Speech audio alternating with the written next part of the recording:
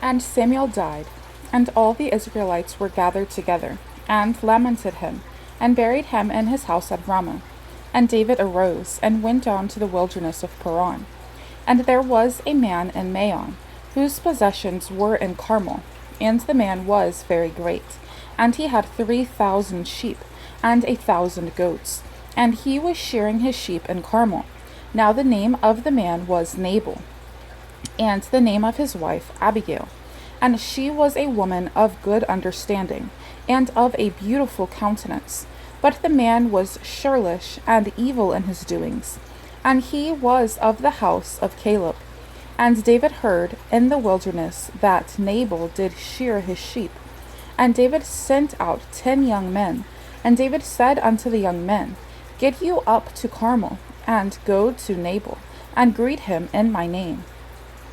And thus shall ye say to him that liveth in prosperity, Peace be both to thee, and peace be to thine house, and peace be unto all that thou hast.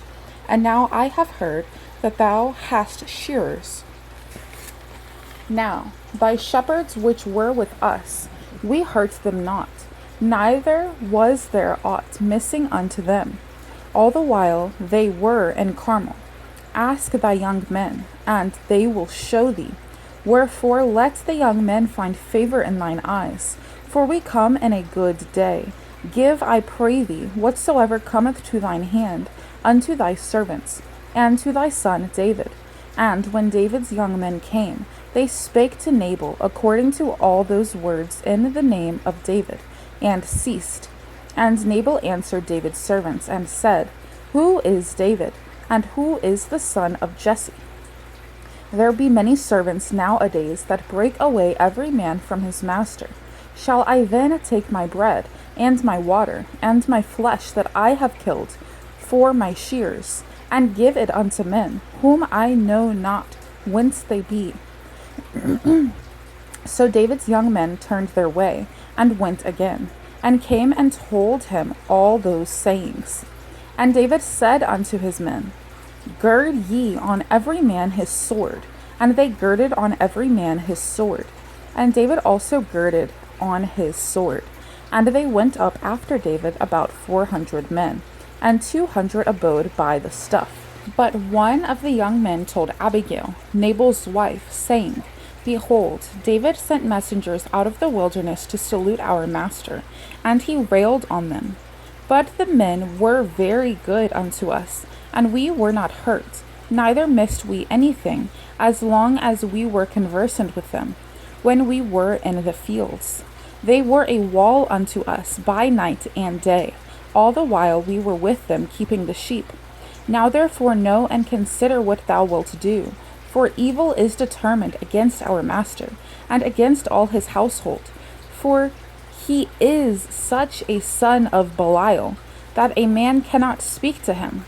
Then Abigail made haste, and took 200 loaves, and 2 bottles of wine, and 5 sheep ready dressed, and 5 measures of parched corn, and 100 clusters of raisins, and 200 cakes of figs, and laid them on asses.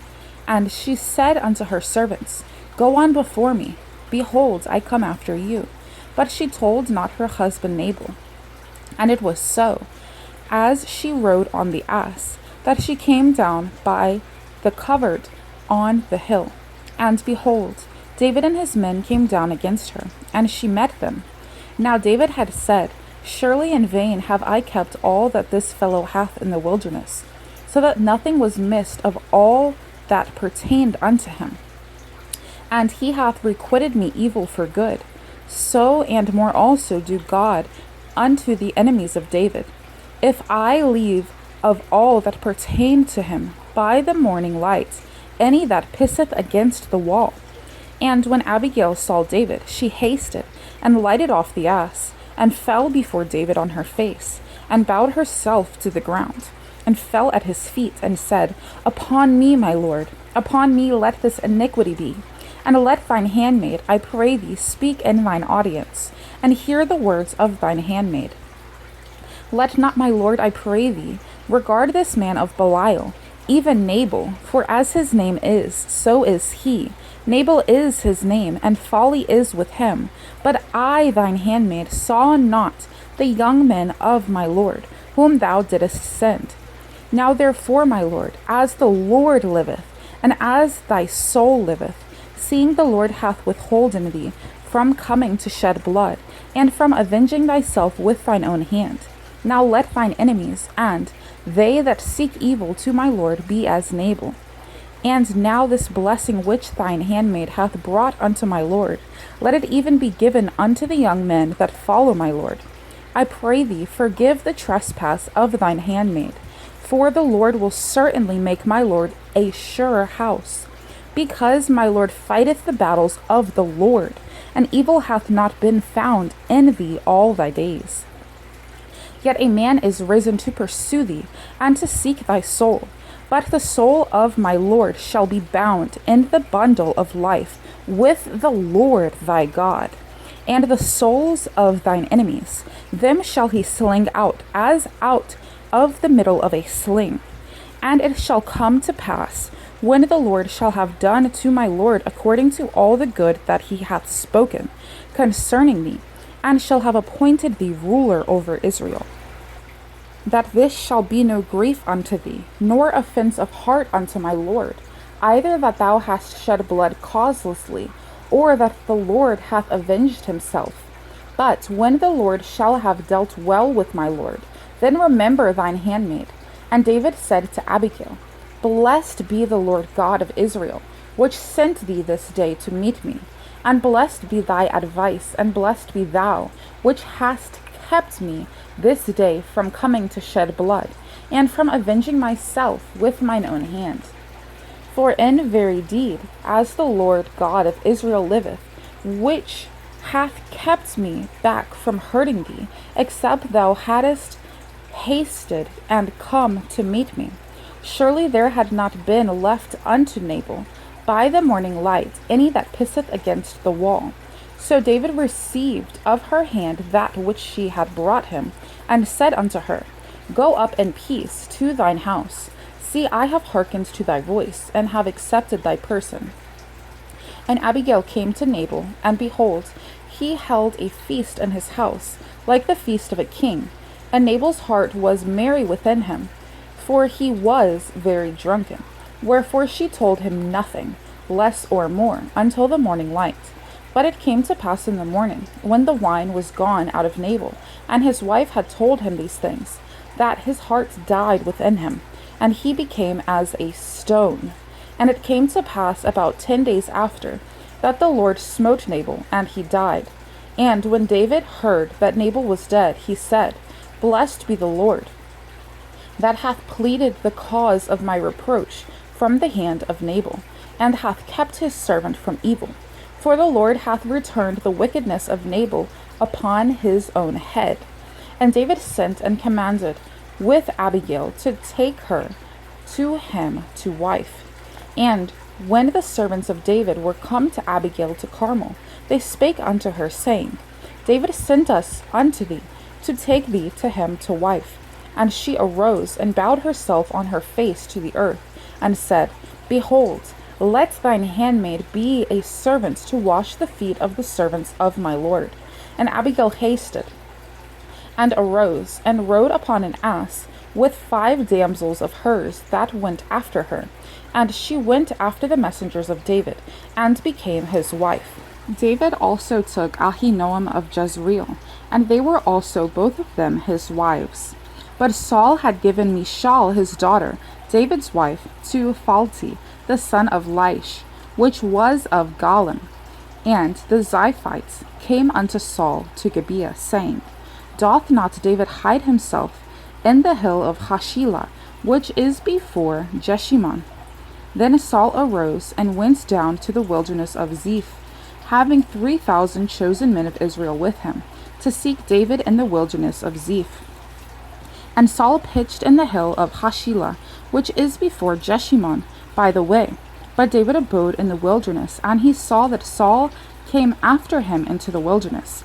David therefore sent out spies, and understood that Saul was come in very deed.